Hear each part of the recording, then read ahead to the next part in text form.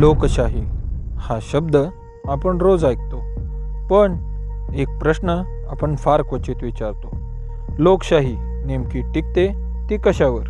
मतदानावर, सरकारवर की विश्वासावर?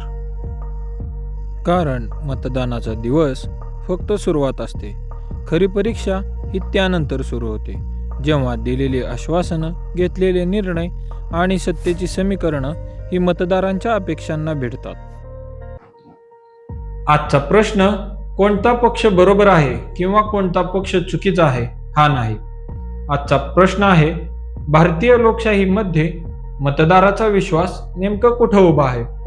आणि या एका प्रश्नाचं उत्तर शोधताना आपण 3 व्यवस्थांकडे बघणार आहोत: पक्षांतरबंदी कायदा, जाहीरनामा आणि व्हीप. या तिन्ही गोष्टी वेगळ्या दिसतात, पण त्यांचा शेवट एकाच ठिकाणी येऊन होतो. ते ठिकाण म्हणजे मतदार.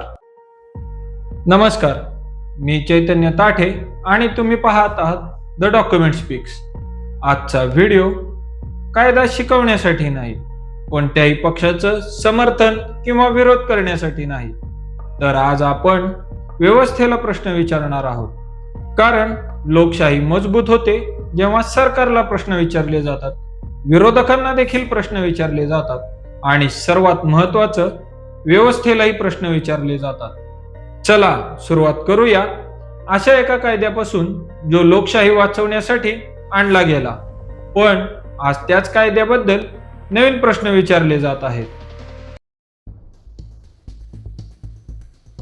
भारतीय लोकशाहीत पक्षांतर थांबवण्यासाठी कायदा बनवला गेला, कारण मतदाराने दिलेला कौल हा राजकीय व्यवहाराचा विषय बनू नये ही त्यामागची भावना होती. पण इथेच एक प्रश्न उभा राहतो: कायदा पक्ष बदलणे थांबवू शकतो, पण मतदारांच्या विश्वासाचं मोजमाप कसं करायचं? पक्षांतरबंदी कायदा याकडे आपण 2 नजरेतून पाहू शकतो. पहिली कायद्याची आणि दुसरी मतदारांची. कायद्याच्या नजरेत प्रश्न स्पष्ट आहे. निवडून आलेला लोकप्रतिनिधी काही विशिष्ट परिस्थितींमध्ये पक्ष सोडून गेला तर त्याच्यावर कारवाई होऊ शकते. यामागचा उद्देशही स्पष्ट आहे: राजकीय स्थैर्य असणे, मतदारांच्या कौलाचा आदर करणे आणि सरकारची अनावश्यक पडझड रोखणे. इथपर्यंत कायदा महत्वाचा आहे हे नाकारता येत नाही. पण लोकशाही फक्त कायद्याने चालत नाही, ती विश्वासाने चालते. आणि म्हणूनच आज आपण एका वेगळ्या प्रश्नावर चर्चा करणार आहोत: कायदा आहे, पण तो पुरेसा आहे का? कारण आज अनेकदा अशी परिस्थिती निर्माण होते जिथे वाद फक्त पक्ष बदलावर नसतो, वाद असतो निर्णय कधी घेतला, प्रक्रिया किती पारदर्शक होती आणि निकाल घेण्यासाठी वेळ का लागला.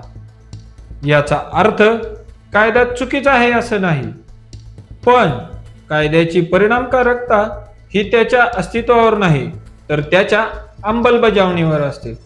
आणखीन एक मुद्दा, समजा एकही आमदार पक्ष बदलत नाही, तरीही मतदाराला वाटू शकतं की निवडणुकीत ज्या भूमिकेवर मत मागितलं होतं, नंतर निर्णय वेगळ्या दिशेने गेले.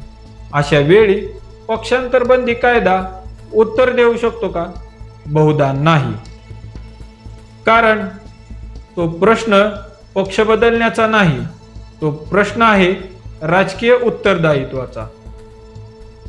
म्हणून माझ्या मते आज गरज आहे तो हा कायदा रद्द करण्याची नाही, तर त्याला अधिक स्पष्ट, अधिक वेगवान आणि अधिक विश्वासार्ह बनवण्याची. कारण लोकशाहीमध्ये उशिरा मिळालेला न्याय अनेकदा परिणामशून्य असतो. कायदा लोकशाहीचं संरक्षण करू शकतो, पण लोकशाहीवरचा विश्वास फक्त कायद्याने टिकत नाही. त्यासाठी वेळेवर पारदर्शक आणि उत्तरदायी व्यवस्था लागते. आता इथून पुढे आणखीन मोठा प्रश्न सुरू होतो: जर पक्ष बदलणं महत्वाचं असेल, तर निवडणुकीपूर्वी मतदारांना दिलेली आश्वासनं किती महत्वाची असावीत? कारण मतदार ही एक व्यक्ती निवडत नाही, ती एक जाहीरनामा निवडते, त्याच्यावर विश्वास ठेवत असते.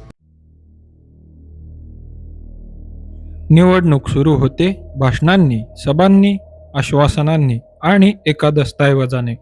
तो दस्तऐवज म्हणजे जाहीरनामा. पण मतदान संपताच एक विचित्र गोष्ट घडते. जाहीरनाम्यावरची चर्चा जवळजवळ संपते. जणू तो दस्तऐवज फक्त निवडणूक होईपर्यंतच महत्वाचा होता. पण खरा प्रश्न मतदानापूर्वीचा नाही, तर मतदानानंतरचा आहे. एक प्रश्न स्वतःला विचारूया. एखादा राजकीय पक्ष जाहीरनामा का प्रकाशित करतो?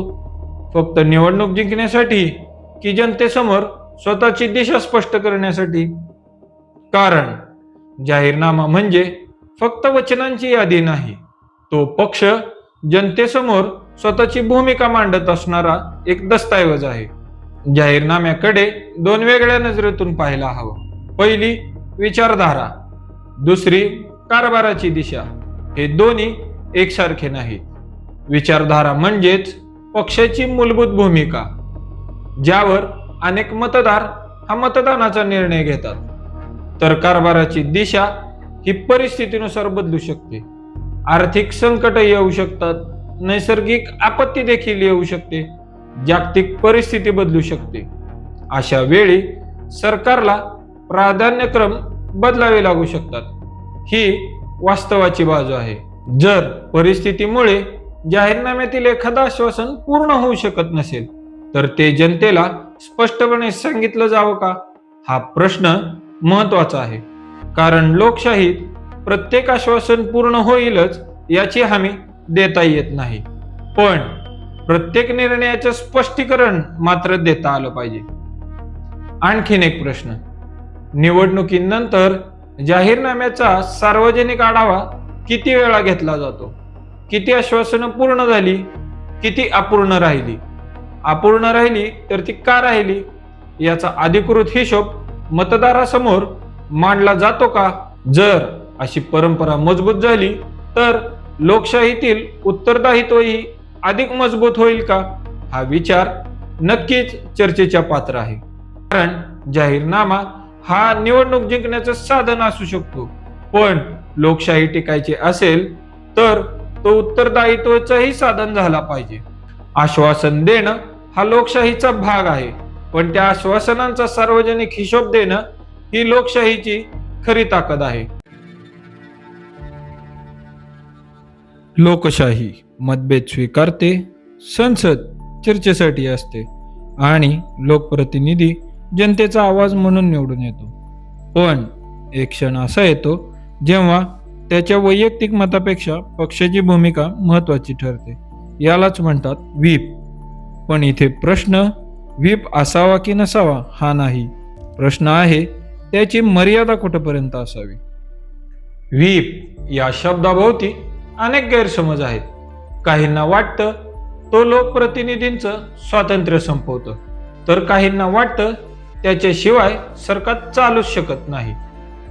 खरं पाहिलं तर दोन्ही बाजूंमध्ये काही ना काही तथ्य देखील आहेत. कारण कोणत्याही संसदीय लोकशाहीमध्ये पक्षशिस्त ही आवश्यकच असते. जर प्रत्येकच मतदान प्रत्येक सदस्य पूर्णपणे स्वतंत्र भूमिका घेऊन करू लागला तर सरकार चालवणं कठीण होऊ शकतं. म्हणूनच व्हीपचा उद्देश सरकारला स्थैर्य देणं हा आहे.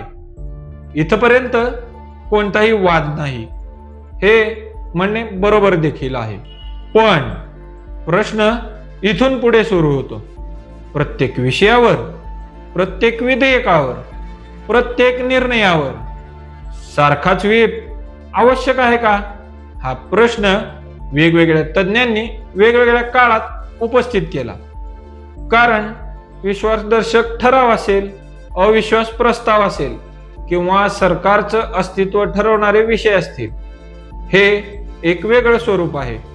पण स्थानिक प्रश्न असतील, धोरणात्मक विषय असतील किंवा मतदारसंघावर थेट परिणाम करणारे मुद्दे असतील, यांनाही तितक्याच कठोर चौकटीत पाहावं का? हा विचार लोकशाही समोर उभा राहतो. आणखीन एक मुद्दा, एक लोकप्रतिनिधी सभागृहात नेमकं कुणाचा आवाज घेऊन उभा असतो? पक्षाचा की ज्या लाखो मतदारांनी निवडून दिलं त्यांचा? कदाचित याच कारणांमुळे जगभरातील संसदीय व्यवस्थांमध्ये या प्रश्नावर सतत चर्चा होत असते. आणि भारतातही ही चर्चा लोकशाही अधिक मजबूत करण्याच्या दृष्टीने होणे आवश्यक आहे. कारण मतभेद हे लोकशाहीचं अपयश नसतं, ते लोकशाहीचं नैसर्गिक लक्षण आहे. खरा प्रश्न आहे, मतभेद दाबले जातात का, की त्यांना संस्थात्मक जागा मिळते? पक्षशिस्त लोकशाहीला स्थैर्य देते, पण विचार मांडण्याचं स्वातंत्र्य ही लोकशाहीला ताकद देते. खरी कसोटी आहे ती या दोघांच्या समतोलाची. आता या तिन्ही गोष्टी एकत्र ठेवून पाहूया. पक्षांतरबंदी कायदा, जाहीरनामा आणि व्हीप. पहिल्या नजरेत या तीन स्वतंत्र व्यवस्था वाटतात, पण लोकशाहीच्या आरशातनं पाहिलं तर या तिन्हीचा संबंध एका शब्दाशी जाऊन मिळतो: विश्वास. पक्षांतरबंदी कायदा, जाहीरनामा आणि व्हीप, तीन वेगवेगळे विषय, पण प्रश्न एकच: लोकशाहीमध्ये विश्वास नेमका कसा टिकतो? आजच्या संपूर्ण चर्चेचा उद्देश आहे प्रश्न विचारणं. कारण प्रश्न विचारले की व्यवस्था विचार करायला लागते. आपण पाहिलं, पक्षांतरबंदी कायदा राजकीय स्थैर्यासाठी महत्वाचा ठरू शकतो, पण त्याची परिणामकारकता वेळेवर आणि निष्पक्ष अंमलबजावणीवर अवलंबून असते.